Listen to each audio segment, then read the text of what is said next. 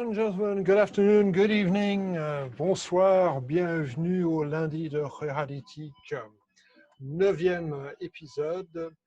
Je baisse notre son de générique. Bienvenue donc pour cette 9e édition et dernière édition pour cette saison. Les lundis de Ruralitique font suite à Ruralitique qui a eu lieu dans le Cantal cet été. Et nous avons eu, à cause du confinement, une réunion virtuelle où il y avait de nombreux ateliers. Et nous avons proposé donc de reprendre un certain nombre de ces ateliers, d'où l'atelier de ce soir qui s'intitule « Être étudiant, qu'on puisse se connecter dans le Cantal ». Nous sommes actuellement 17. J'entends quelques personnes des Antilles qui vont peut-être nous rejoindre et nous sommes diffusés aussi en direct sur YouTube, où nous sommes actuellement 3. Bien. Donc, bienvenue à tous. Comme je vous le disais, j'aimerais bien, si possible, que vous pensiez à couper vos micros. Vous pouvez garder vos vidéos. C'est très sympa d'avoir les photos des personnes. Notamment, ça permet d'avoir, au moment de l'enregistrement, autre chose que des têtes vides. Voilà. Donc, comment se déroule la session? Nous allons avoir une intervention de Fabien et de Betty dans quelques instants. Pour ce qui est des questions, vous pouvez les renseigner dans le chat et ils vont les traiter soit à fur et à mesure, soit en fin. Je permets à une autre personne de rentrer. Voilà qui est fait. Le déroulé est relativement simple. Nous allons assister à une présentation d'une vingtaine de minutes et ensuite, c'est libre discussion. Bien, Fabien, je vous passe la main. À vous de présenter. Très bien, merci Nicolas. Donc effectivement, nous allons faire cette présentation à deux voix avec Betty Faure, que vous devez voir à l'écran juste après Nicolas. Donc moi-même, je suis directeur général adjoint au département du Cantal et Betty Faure représente l'INSPE. Elle se présentera bien sûr, mais elle représente l'INSPE, dont certains ont connu l'INSPE sous le nom de l'UEFM il y a bien longtemps. Pour les gens qui ne sont pas forcément éducation nationale, voilà, je le précise. Et donc Betty vous prendra la parole, se présentera un peu plus et détaillera l'aspect pédagogique du projet. Voilà, donc pourquoi deux personnes pour ce projet? C'est que c'est un projet partenarial. Il se trouve qu'à Aurillac, l'antenne universitaire, les bâtiments, le foncier, appartient au conseil départemental. Donc, tout le complexe universitaire aurillacois, situé à Aurillac, qui regroupe à la fois un IUT avec 3 départements, l'INSPE, il y a un laboratoire départemental, il y a la bibliothèque universitaire, il y a le CRUS, voilà. Donc, c'est tout un complexe universitaire et le département est propriétaire des lieux. Donc, il est fortement engagé au développement de cette structure. C'est pour ça que le projet Campus Connecté, qui est une des composantes de cette antenne universitaire, est un dossier qui a été déposé par le conseil départemental. Sur d'autres territoires, ça peut être des communautés de communes, des communes qui ont la maîtrise du foncier, des bâtiments, qui donc peuvent porter ce type de projet. Et on accueille, je vois Sébastien Côte, le patron de Ruralitique. Donc, on va se tenir à carreau. Il y a une autre personne qui veut rentrer, Nicolas, a priori. Voilà. Voilà qui est fait. Voilà. Et ensuite, sur ce projet, pourquoi Betty Faure? C'est que c'est un projet pédagogique, on va le voir. Et donc, il faut des gens de l'art, opérateurs pédagogiques. Et c'était l'INSPE qui est l'opérateur pédagogique de ce projet. Alors, pourquoi le département du Cantal, propriétaire d'une part de l'antenne universitaire, a souhaité investir ce projet Campus Connecté? C'est qu'il a une longue culture autour du numérique. Le Cantal est un département qu'on peut dire géographiquement enclavé, de moyenne montagne, avec une faible densité de population. et qui a été au fur et à mesure à la suite de l'exode rural, disons, a connu une déprise démographique assez conséquente, bien que la tendance s'inverse ces derniers temps, mais qui a été oubliée de tous les circuits de communication physique. Et donc, les élus du département ont compris très tôt que le numérique était une opportunité de désenclaver le département. Ça s'est mis derrière un projet qu'on a appelé Cybercantal, qui visait à développer tout un panel d'usages numériques pour proposer du service aux habitants du Cantal et pour attirer de nouvelles populations. Je ne vais pas vous citer tout le catalogue des innovations et des initiatives du programme Cybercantal. En voici quelques-unes qui nous ont conduit à aboutir au projet Campus Connecté. Un premier programme qui était le programme Cybercantal Tiers-Lieu, qui a été le premier réseau en France départemental de ce qu'on appelait des télécentres, qu'on appelle aujourd'hui des espaces de coworking, puisqu'on considérait que pour que les populations viennent s'installer, il fallait qu'elles puissent travailler.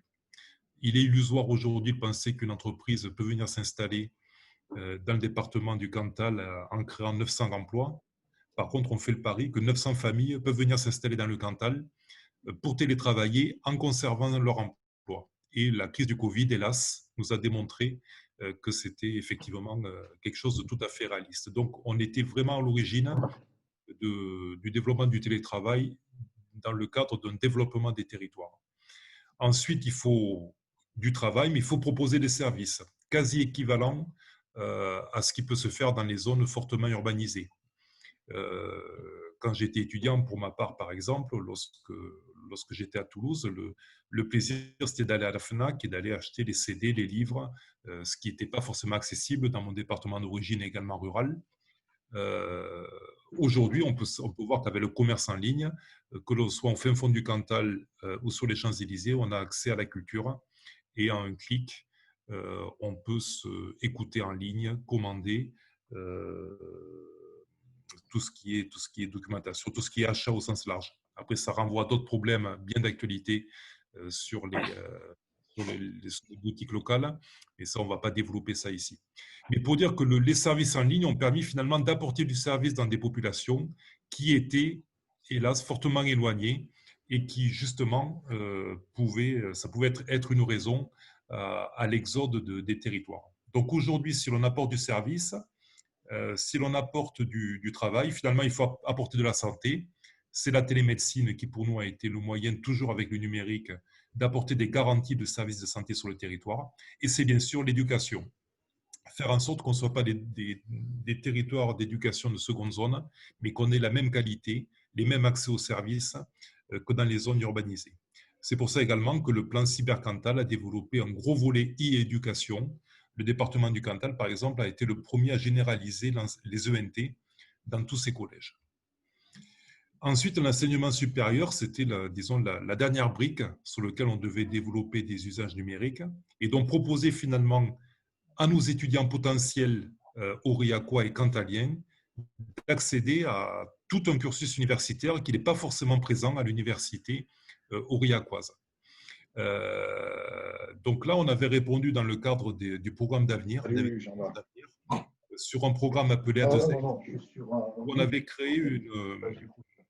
On avait créé un outil sur le travail à distance et l'enseignement à distance, qui était donc A2X pour Auvergne Alternance Excellence. Donc un projet labellisé dans les investissements d'avenir qui était déjà un peu les prémices de ce qu'on est arrivé à faire à Campus Connecté. Et lorsque l'État, donc le ministère de l'Éducation nationale, a présenté son appel à projet Campus Connecté, tout naturellement, le département du Cantal a souhaité candidater pour proposer donc dans les locaux de l'université, de l'antenne universitaire à Aurillac, des salles équipées, conviviales, pour tout type d'étudiants qui n'ont pas la possibilité ou qui ne souhaitent pas aller dans un pôle universitaire en France ou à l'étranger, mais qui souhaitent conserver son cursus universitaire à Aurillac. Alors, certains vont dire que ce n'est pas nouveau, il y a les MOOC, il y a déjà du e-learning, de l'enseignement à distance. Sauf que lorsqu'on reste chez soi, on n'a pas forcément, tout le monde n'est pas forcément structuré pour pouvoir suivre tout un cursus universitaire chez lui tout seul. L'idée de venir dans un campus, c'est d'être dans un milieu étudiant, de fréquenter des étudiants, d'accéder à tous les services de la vie étudiante, du Crous au sport, aux différents services.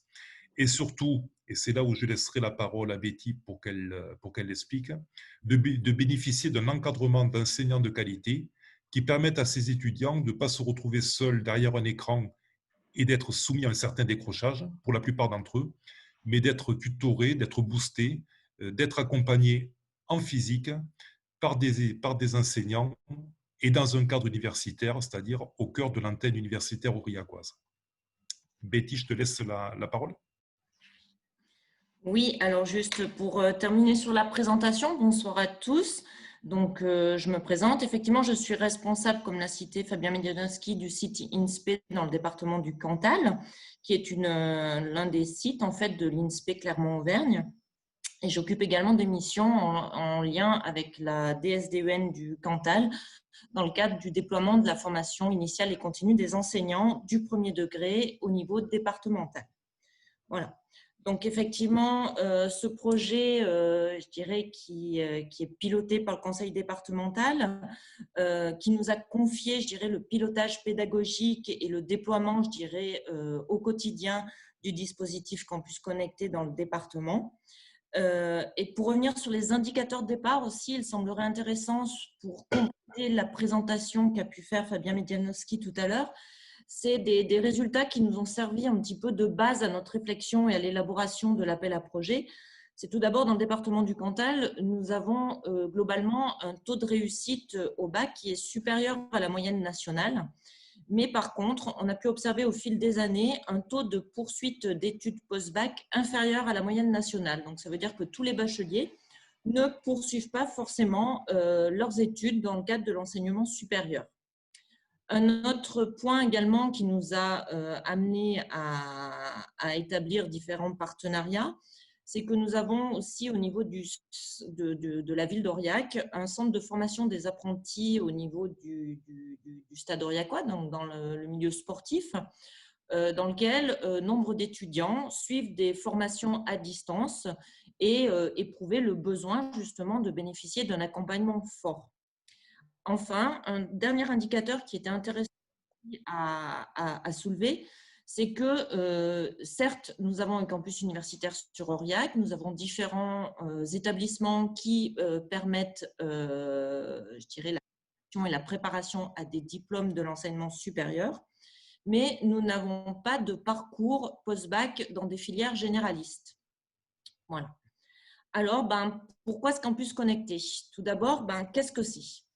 Les campus connectés, ce sont tout d'abord des espaces qui sont mis à disposition à étudiants inscrits et qui vont leur permettre, dans un espace adapté, aménagé, de pouvoir venir suivre sur un tiers-lieu une formation à distance qui va être proposée par une université d'origine, qui peut être éloignée, voire très éloignée, à condition que cette université d'origine propose ce parcours post-bac dans un format à distance.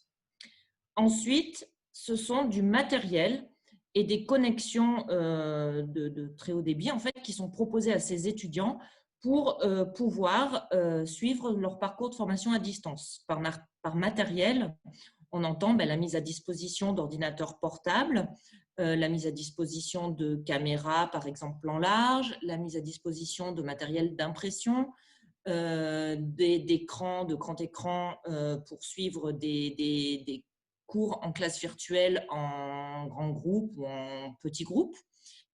Et c'est également un accompagnement qui peut être à la fois individualisé par la mise en place d'un tutorat avec des étudiants en niveau Master 2, donc Bac plus 5, et également un accompagnement qui est proposé et qui constitue, je dirais, l'accompagnement de référence, qui est dispensé par des formateurs universitaires qualifiés dans le domaine justement du tutorat et de la formation dans l'enseignement supérieur. Voilà.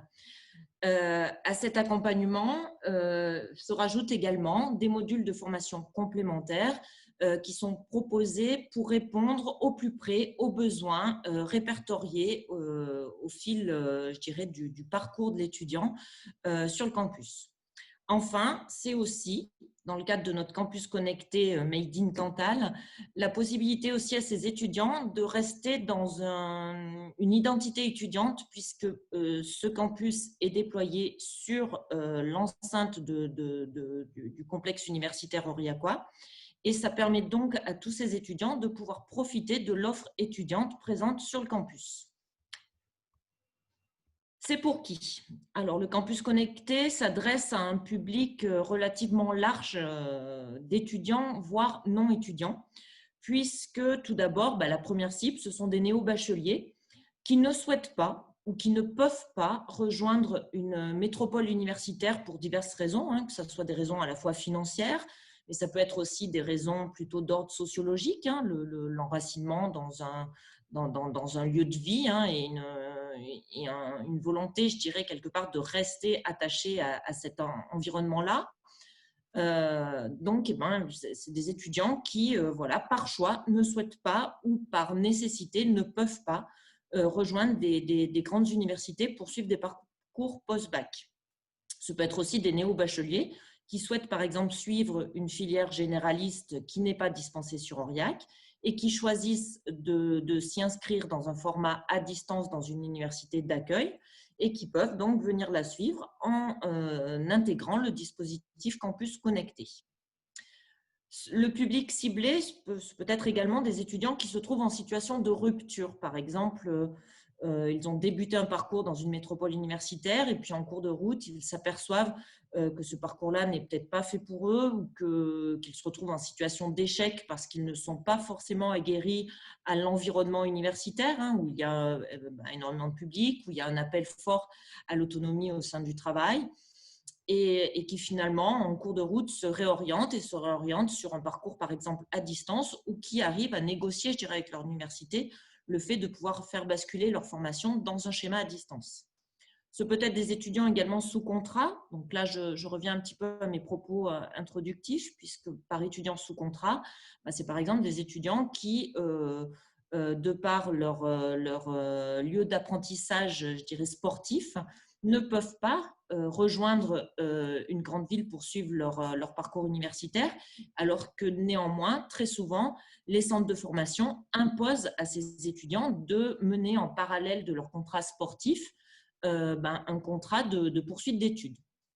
Enfin, le dernier public cible, ce peut être également des adultes en situation d'activité professionnelle et qui souhaitent, dans le cadre de leur parcours, justement, rentrer dans un dispositif de formation continue. Et pour cela, ils peuvent s'inscrire dans un organisme tel que le CNED ou d'autres organismes aussi connus pour pouvoir suivre un parcours de formation à distance et rentrer dans une démarche diplômante. Alors, comment intégrer le campus connecté?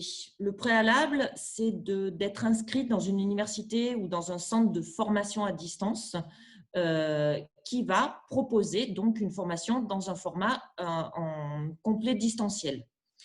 Une fois que cette inscription est faite, soit par le biais de Parcoursup, soit directement auprès de l'université d'origine, les étudiants vont devoir prendre contact avec les référents pédagogiques, donc l'INSPE du campus connecté, et suite au dépôt d'un double dossier, finalement, une acceptation dans l'université d'origine et une acceptation qui se fait par le biais d'un jury d'admission, il va pouvoir intégrer le campus connecté. Je vais prendre un exemple par rapport à une étudiante que nous avons accueillie cette année sur le campus connecté.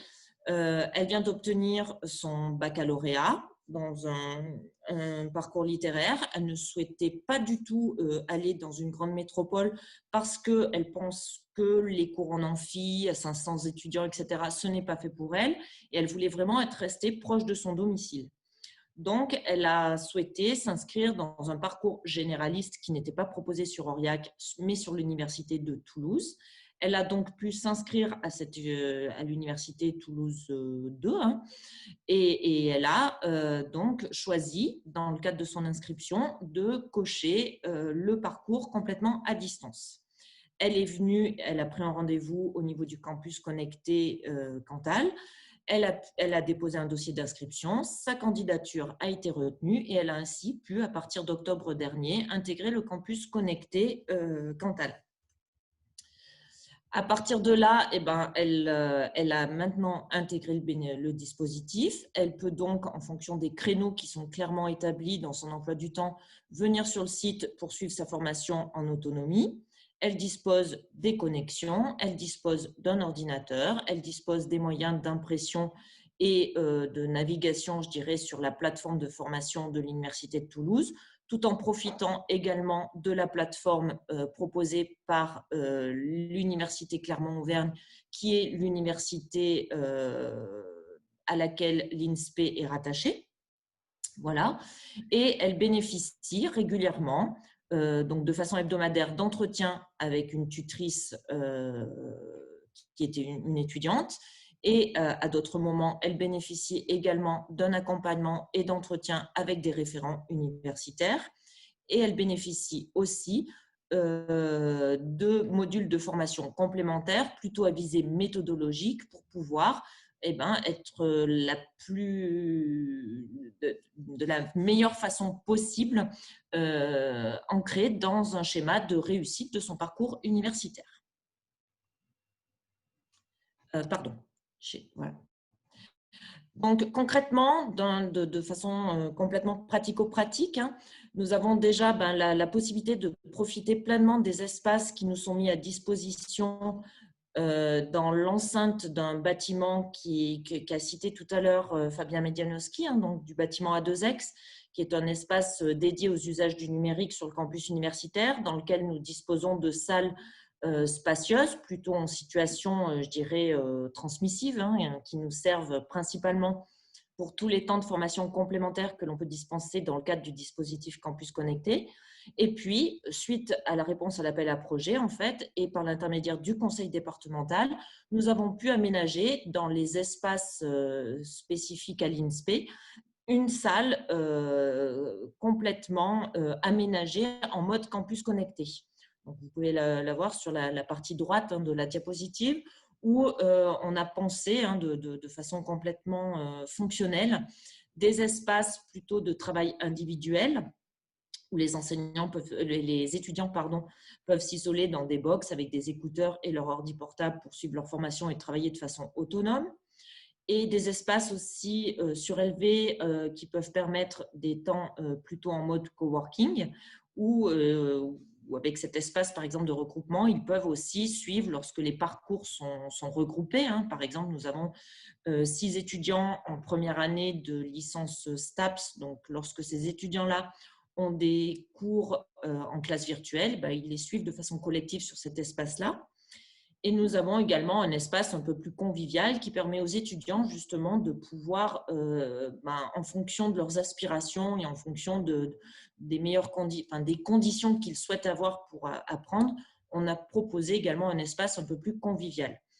On dispose également et on leur a mis à disposition une seconde salle où ils peuvent se retrouver en îlot en fait, pour pouvoir travailler plutôt sous forme de pair working par exemple. Puis, depuis cette année, du coup, les étudiants Campus Connecté sont complètement intégrés au niveau de l'Université Clermont-Auvergne et ils peuvent donc à ce titre disposer des différents services offerts au niveau du campus.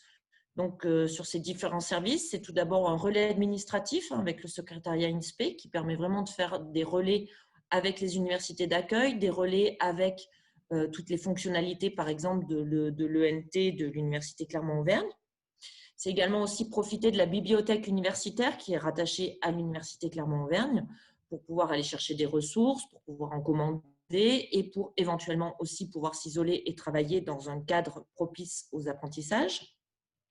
C'est la possibilité également, de par leur statut d'étudiant, de pouvoir profiter du restaurant universitaire qui est sur le site et puis aussi des services annexes à l'université, comme par exemple le SUAPS, qui est un service dédié au sport, et également le service Université Culture qui leur permet de profiter gratuitement des ateliers multi-arts que l'on propose, au même titre que des ateliers en lien avec la littérature de jeunesse.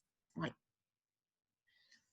Alors, pour récapituler un petit peu l'esprit de l'accompagnement de ces étudiants campus connectés, c'est tout d'abord le responsable universitaire qui coordonne et qui assure le déploiement de ce dispositif au niveau local sur le campus.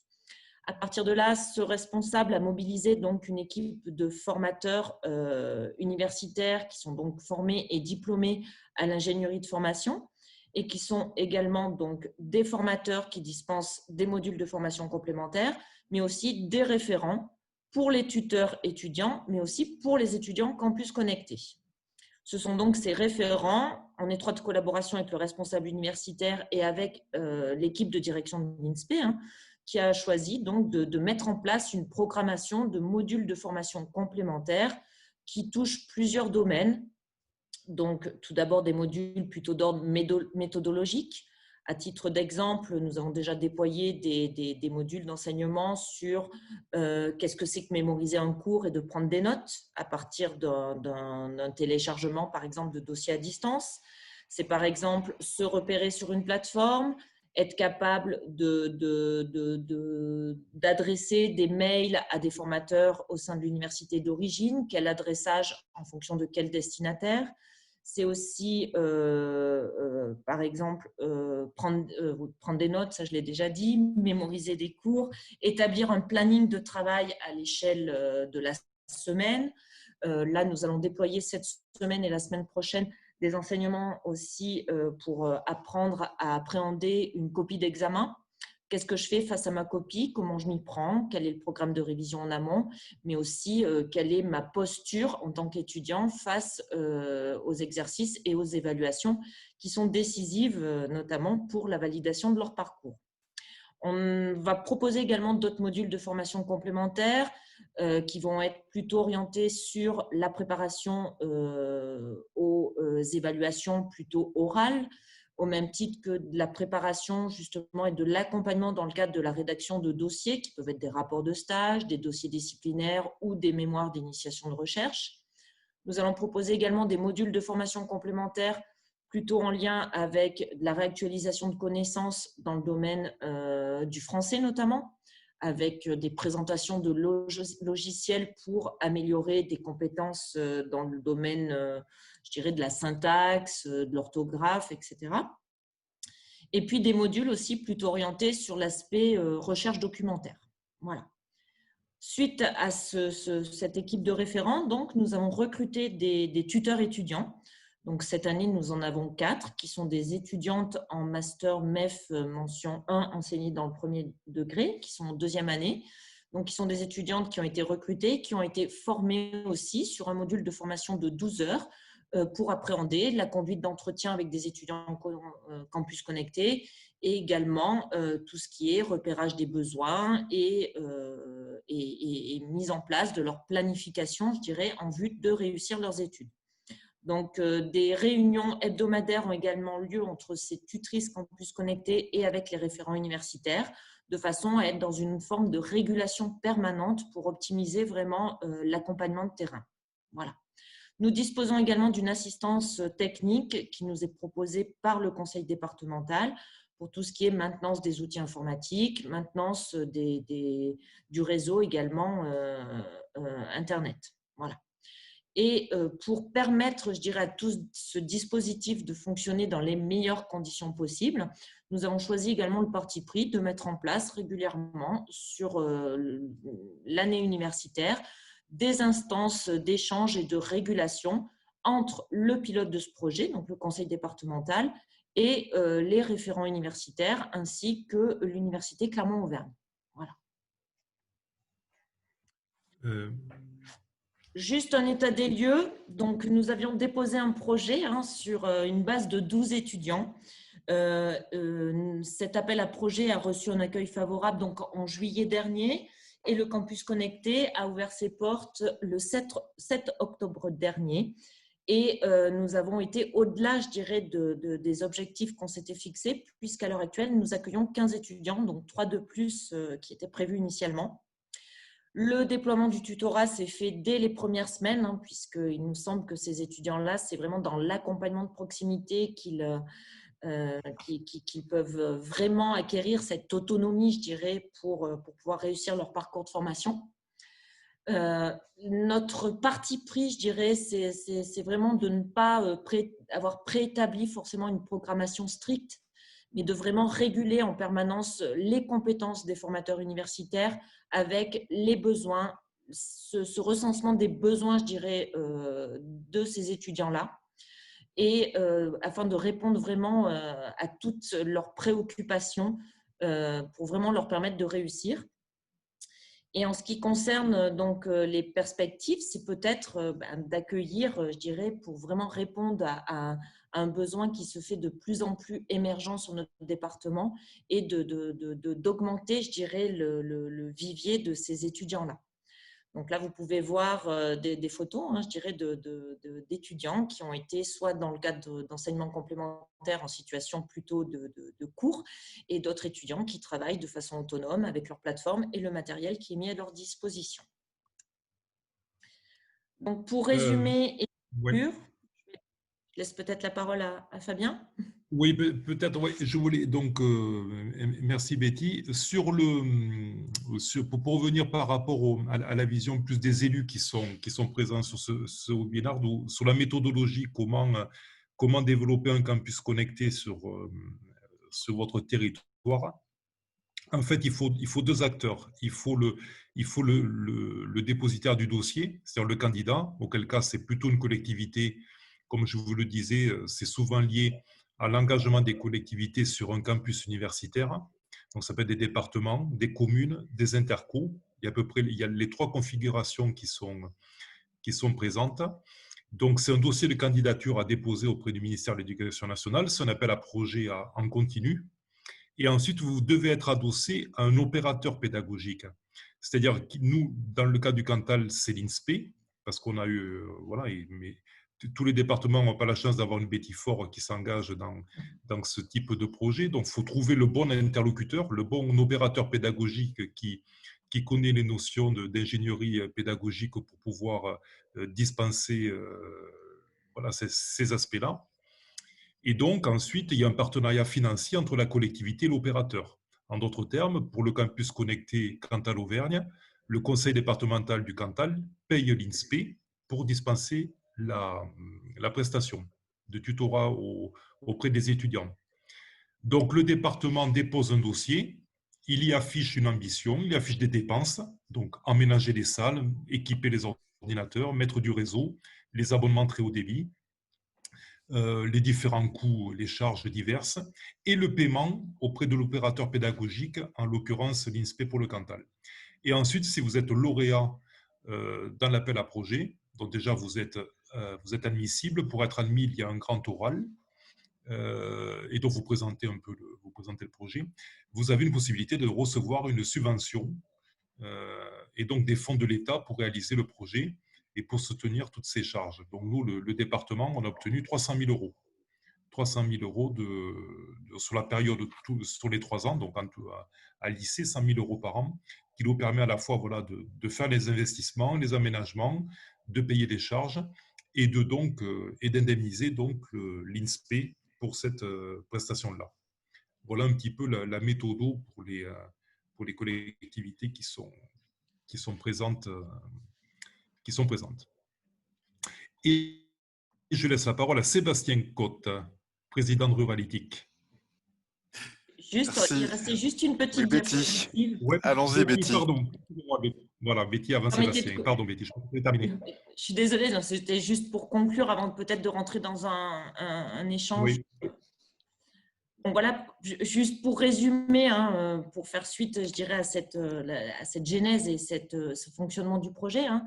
En synthèse, Campus Connecté, c'est quoi? Ce sont des espaces dédiés et multifonctions, des équipements numériques performants, une équipe de formateurs expérimentés, la mise en place d'un tutorat de terrain fort, un accompagnement pédagogique fort également, et puis des services universitaires pour la spécificité aussi locale, hein, puisque effectivement tous les campus connectés de France ne sont pas forcément hébergés sur un campus universitaire. Des instances qui sont également associées. Voilà, je vous remercie pour votre attention et je laisse peut-être cette diapositive qui permet de synthétiser avant les échanges, voilà, si vous avez des questions. Super, autour de cette table virtuelle, je crois qu'on peut les applaudir. Parce qu'en l'occurrence, c'est un très beau dispositif. Ils ont coupé le micro. Oui, c'est pour ça, il n'y a pas de souci. Mais juste, voilà, pour dire que nous, on est tout à fait admiratifs de ce qui est fait dans le Cantal. Ça fait 15 ans qu'ils nous surprennent. C'est pour ça que ça fait 15 ans que Ruralytic se passe à Aurillac dans le Cantal. Et je voudrais juste rapidement rebondir sur ce qu'a dit Betty, hein, c'est-à-dire que le département de Cantal, c'est des meilleurs notes au bac et moins de gens qui suivent des études supérieures qu'ailleurs. Et ben c'est le constat qui introduira Ruralytic 2021, consacré à la jeunesse rurale avenir égal. C'est un des premiers différenciateurs de la jeunesse rurale, c'est qu'elle renonce assez largement, 40% des bacheliers ruraux renoncent aux études supérieures pour des questions de coût, de distance, de codes sociaux, etc.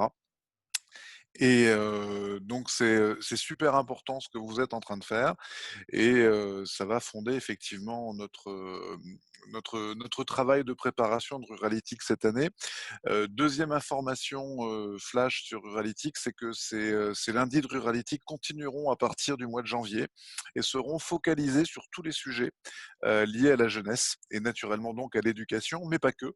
La mobilité, l'économie naturellement, la santé et tout ce qui fait qu'aujourd'hui on peut mettre plus d'égalité dans ce que vivent les jeunes ruraux et plus d'opportunités et arrêter de s'asseoir sur ce trésor territorial que constitue la jeunesse. Donc voilà, ayez en tête que à partir du 1er janvier, tous les lundis, ce sera les lundis de Ruralytic comme des préliminaires à notre édition des 15, 16 et 17 juin à Aurillac dédiée à la jeunesse. Voilà ce que je voulais juste partager et remercier à nouveau Betty et Fabien pour cet exposé limpide. Et puis, je crois que c'est le moment des questions parmi nos participants. Voilà, je tiens à dire qu'effectivement, c'est une de nos plus grosses sessions puisque vous êtes 27, on est 28 en ligne. Merci encore.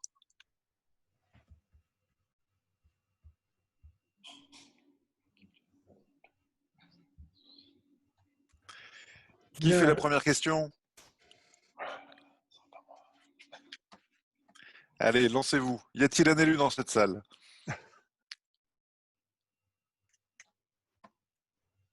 Alors, il y a des questions dans le chat, je suis en train de les rechercher.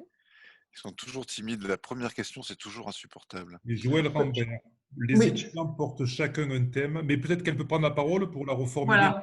Voilà. Ouais. Je proposais de le faire du coup. Voilà, j'ai essayé de mettre ma vidéo pour qu'on puisse voir aussi mon visage. Si ça marche, c'est bien. Super.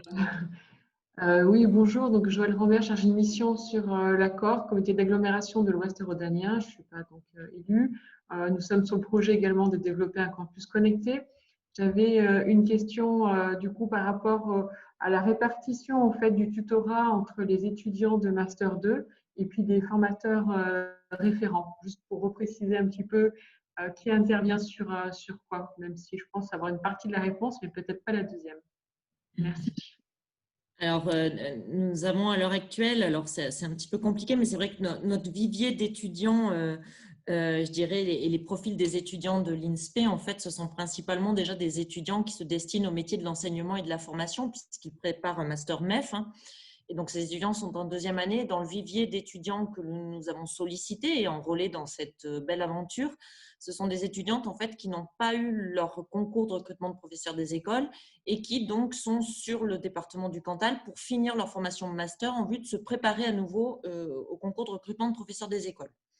Donc, nous leur avons proposé cette aventure hein, de devenir des tutrices campus connectés. Et donc, nous avons au jour d'aujourd'hui 4 étudiantes qui encadrent 3 étudiants campus connectés, voire 4 pour certaines.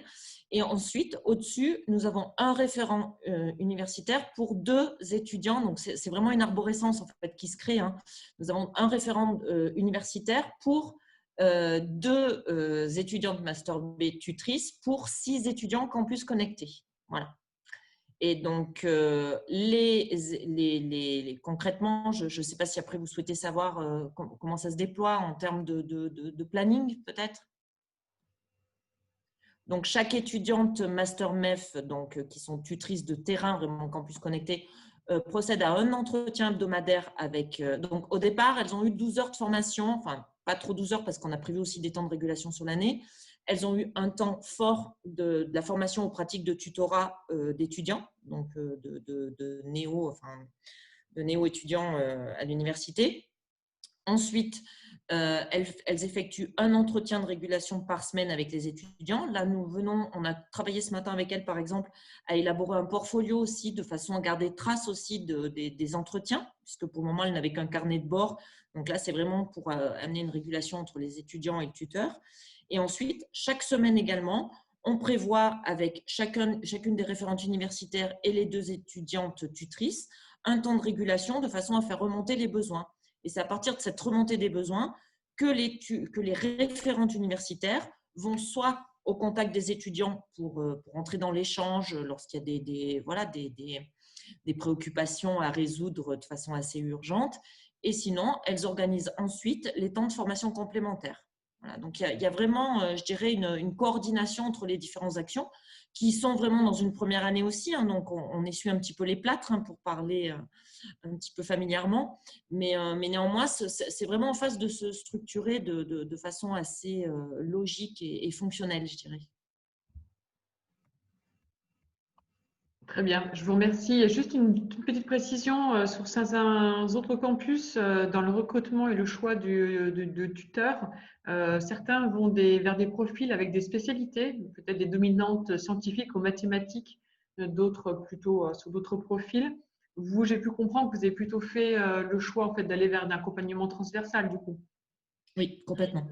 Oui, on est vraiment on est resté vraiment dans cet axe méthodologique parce qu'effectivement, déjà avec les étudiants qu'on a en parcours connecté, j'aurais peut-être pu le préciser tout à l'heure, mais nous avons vraiment une hétérogénéité des parcours. Donc, on rassemble un petit peu au niveau des étudiants sous contrat, puisque pour la plupart sont dans un parcours STAPS. Mais par contre, dans ce parcours STAPS, nous avons des L1, des L2 et des L3. Donc, ce n'est pas forcément les mêmes intitulés de cours. Ensuite, on a par exemple des étudiantes en sciences du langage. On a une étudiante qui est sur une formation de niveau Bac plus 3, web designer. Donc, ensuite, on a 2 autres étudiants qui sont sur un parcours chargé de clientèle, donc il y a un équivalent BTS qui est proposé par une université à Angers. Et enfin, on a également un étudiant qui est dans un parcours bachelor sur une école de commerce, en fait. Donc, voilà. Donc, comment ensuite, vraiment la problématique, c'est de se dire comment amener du disciplinaire. Alors, effectivement, la chance qu'on a sur un petit département, je pense que c'est aussi cette question de la communication entre les différents interlocuteurs. Et ce qu'on permet également, c'est qu'on a mis en place un partenariat aussi avec le centre de formation du Stade Aurillacois, où à certains moments de la semaine, on a des personnes référentes sur le centre de formation, par exemple, qui viennent pour amener des petits compléments disciplinaires parce qu'ils connaissent le parcours STAPS. Voilà. Concrètement, on fonctionne comme ça. Merci de la réponse. Oui, j'aurais 3 questions. Oui, vous m'entendez là, non? Oui, on vous entend bien. Voilà. La première, c'est vos espaces dédiés et multifonctions. Comment vous les localisez? Comment vous choisissez? Et où sont-ils dans le Cantal? Deuxième question, c'est aujourd'hui, qu'est-ce que vous avez comme résultat en termes de nombre et de qualité d'étudiants? Et la troisième question, c'est votre expérience assez extraordinaire. Est-ce qu'elle est amenée à être diffusée dans d'autres régions et par quel processus? Voilà. Bonsoir Gilles déjà. Bonsoir Fabien.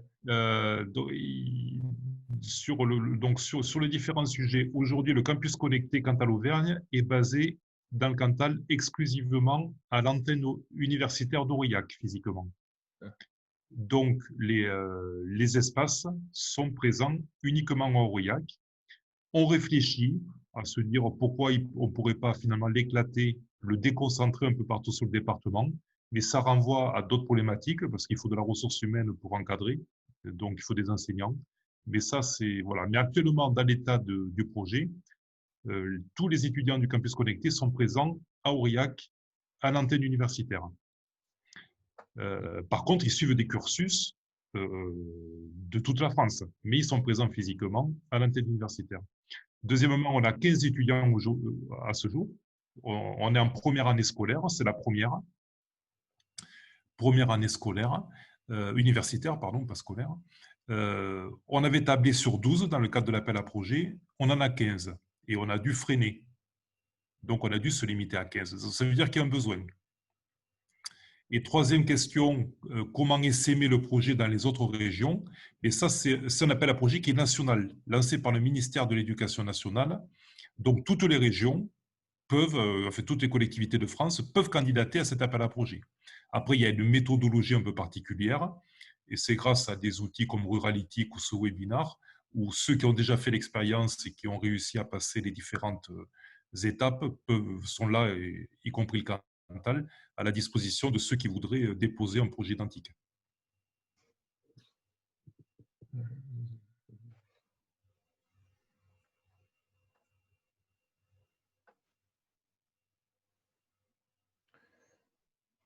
D'autres questions?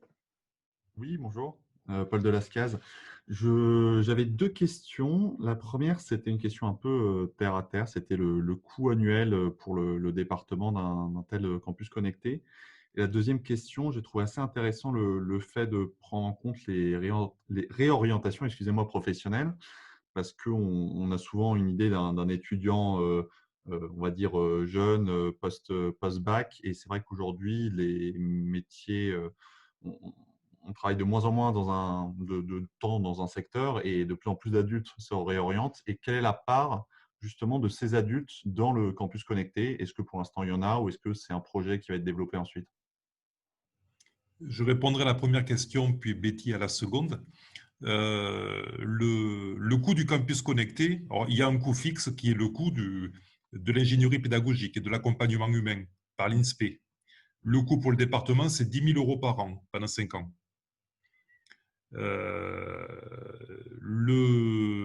L'autre coût, c'est la mise à disposition des espaces, l'aménagement, les équipements informatiques, les connexions très haut débit, etc., etc. Et là, c'est vraiment propre à chaque projet. Soit vous avez des espaces qui sont déjà équipés et disponibles, soit vous devez partir de zéro, ce qui a été notre choix. Donc, parce qu'on en a profité pour réaménager des espaces dans le bâtiment qui étaient, et le campus connecté a été une opportunité de rafraîchir. Donc, sur la subvention que l'on a de l'État, voilà, donc sachez qu'on a eu donc les 50 000 € pour financer l'INSPE, plus 250 000 € pour faire des travaux et des acquisitions. Voilà, ça vous donne une idée de jusqu'où vous pouvez aller en termes d'investissement.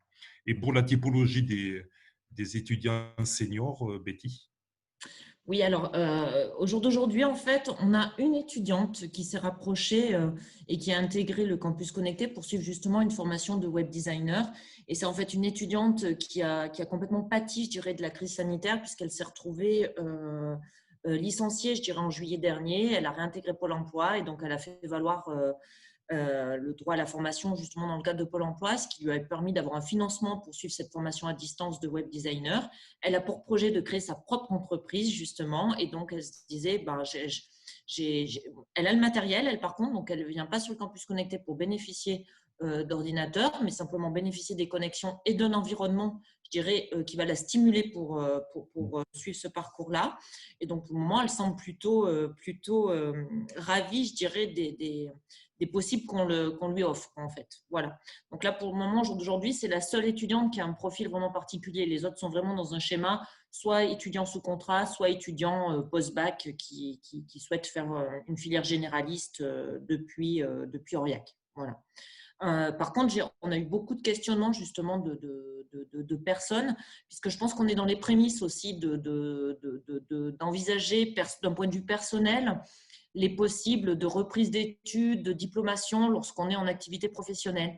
Donc, il y a eu beaucoup de demandes. Donc, on relaie aussi, puisque le CNED, par exemple, est un partenaire du dispositif Campus Connecté National, puisqu'il y a même un partenariat qui s'est mis en place avec des réductions justement de l'offre de formation du CNED si les étudiants, enfin, si les personnes intègrent des campus connectés. Et puis, je dirais, ça, c'est complètement possible et envisageable justement de s'ouvrir vers cette formation continue diplômante pour des personnes en activité, dans la mesure où le campus connecté, mettons comme nous sur le site d'Aurillac, est ouvert du lundi 8h au vendredi 18h finalement, et que les étudiants derrière justifient d'un temps de présence sur le campus, et que du coup, on leur laisse ces espaces vraiment aussi en autonomie pour qu'ils puissent apprendre. Donc, ça peut être aussi la perspective pour des personnes qui sont en activité de pouvoir venir sur des temps qui leur sont libérés pour profiter justement de l'offre présente sur le campus. Voilà. Il faut savoir aussi que nous avons obtenu le label simplement en juillet et que ce dont on peut se féliciter, c'est d'avoir quand même rempli, puis vraiment être au-delà de nos objectifs en fait, puisqu'on a pratiquement pas du tout communiqué sur le dispositif. Hormis dans le cadre de Ruralytique, finalement, c'est le seul moment où on a pu évoquer en septembre dernier ce dispositif-là et de pouvoir le partager à un collectif, puisqu'on n'a pas pu participer au forum, on n'est pas ligné dans le site Parcoursup, et on n'a pas pu vraiment se rapprocher non plus des lycées et d'aller présenter ces dispositifs-là, notamment auprès des proviseurs ou auprès des lycéens, pour qu'ils puissent envisager les possibles sur leur département s'ils le souhaitent. Voilà. Donc ça, c'est des prochains projets aussi. Merci. Bonjour, Sarah Pinault, chargée de mission stratégie numérique à la région Bourgogne-Franche-Comté. Moi, j'avais des questions concernant, par exemple, en STAPS, on sait qu'il y a pas mal de sports aussi, sport co, les choses comme ça. Comment ça se passe? Parce que là, à ce moment-là, en général, c'est des sports en groupe, il y a une notation, etc. Vu qu'ils sont à distance, comment est-ce que ça se passe? Ou même des étudiants de L1 en droit, là, vous n'en avez pas, mais qui auraient besoin de plus, qui auraient des problèmes en, je sais pas, droit civil. Comment est-ce que vous faites en sorte de les accompagner sur ça s'il n'y a pas de personnes qui sont, par exemple, spécialisées? Alors déjà, je vais recadrer par rapport à ces étudiants en STAPS, parce que déjà, de par le statut particulier de ces étudiants, puisque je rappelle bien, ce sont des étudiants sous contrat, ce ne sont pas des étudiants linéaires. Donc, eux, dans le cadre de leur contrat au sein du centre de formation du Stade Aurillacois, ils sont dispensés justement de ces enseignements collectifs au niveau de la licence. Et c'est une licence qui est proposée donc avec un multipartenariat. Il y a Brive, il y a le Stade Aurillacois, enfin, il y a plusieurs clubs sportifs et qui regroupent finalement des étudiants d'un même profil pour qu'ils ont déjà à la base proposé un parcours aménagé. Mais toutes les L1, L2, L3 STAPS des universités de France ne proposent pas de parcours STAPS à distance forcément. Voilà. Et puis vraiment, comme je l'ai expliqué dans le petit schéma aussi, le préalable des préalables, c'est que l'université d'origine propose un parcours à distance. Donc, si le parcours est proposé en e-learning dès le départ, c'est un parcours qui est pensé dans tous les enseignements comme étant susceptible d'être pris à distance. Vraiment. Donc, c'est vrai qu'après, il y a beaucoup de parcours, notamment si on regarde Parcoursup, qui ne sont pas proposés dans des… Alors, peut-être que c'est une solution, enfin, ça va peut-être aussi davantage être un avenir aussi, hein, je dirais, de tendre vers plus de formation à distance. Et c'est là, je dirais, où le campus connecté prend toute sa substance aussi. Ok, merci.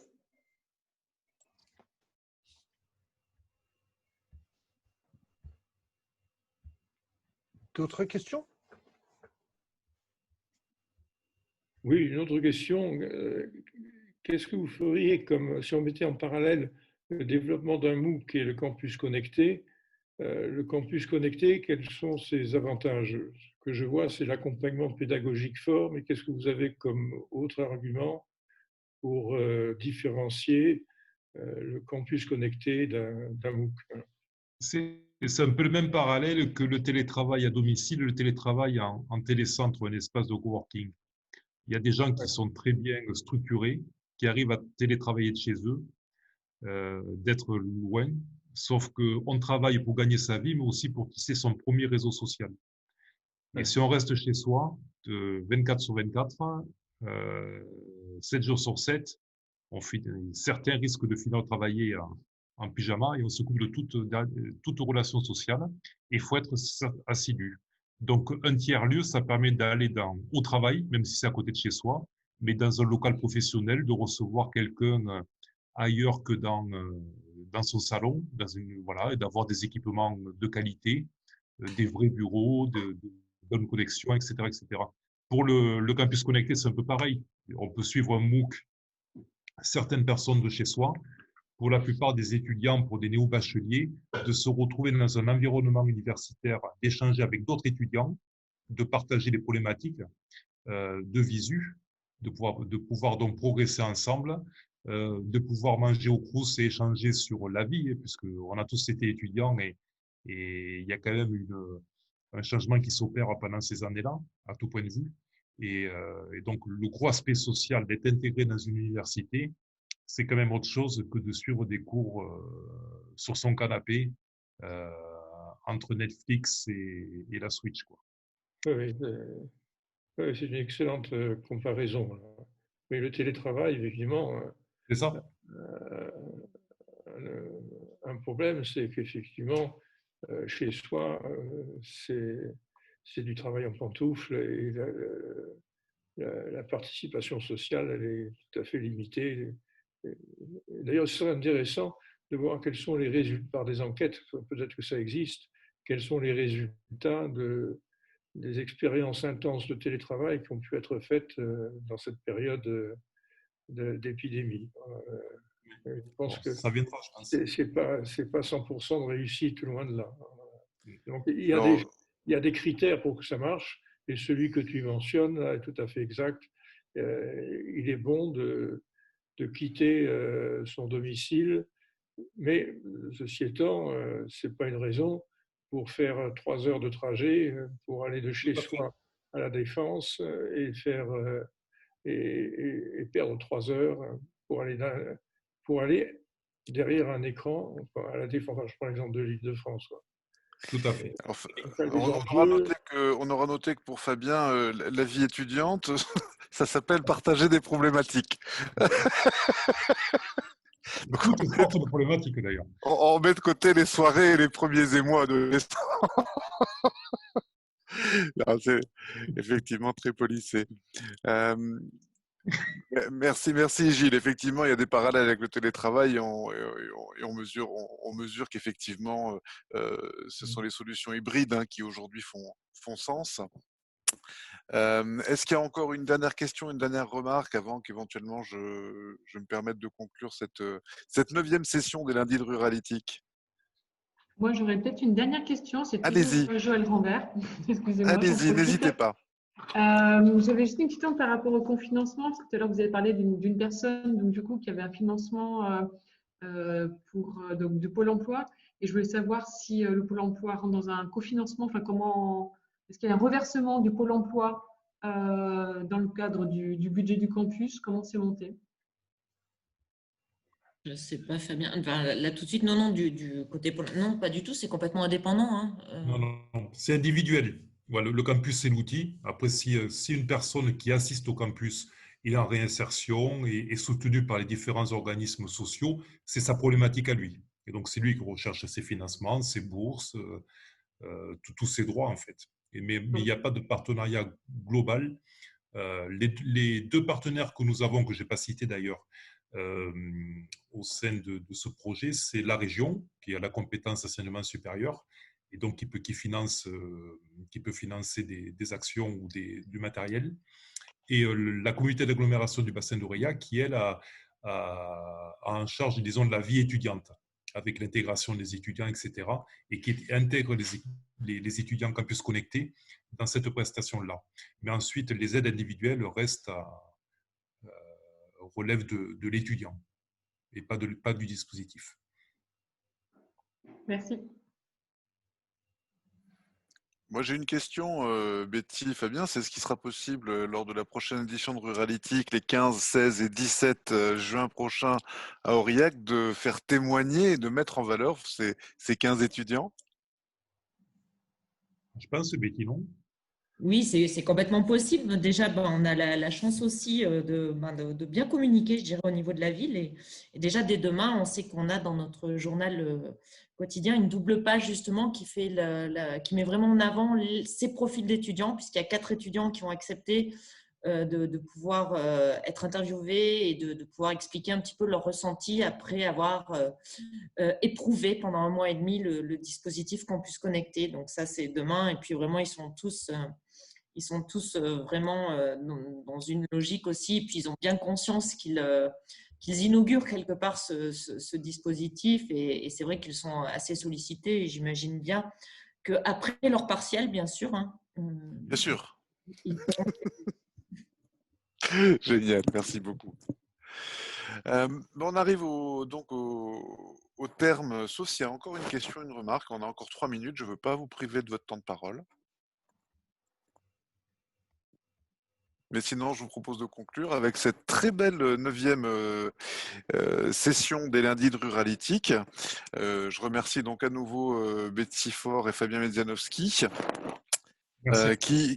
Qui inaugure effectivement cette nouvelle démarche qu'on met en place à partir de janvier, qui seront toutes les semaines des lundis de Ruralytique dédiés aux questions de jeunesse et d'éducation, et toutes les questions jeunesse au sens très très large. Donc si vous avez autour de la table des envies d'intervenir ou des envies d'entendre telle ou telle personne sur ces sujets-là, parce que vous en avez entendu parler, parce que vous trouvez que c'est pertinent, surtout n'hésitez pas à vous tourner vers nous. On mettra ça à l'agenda.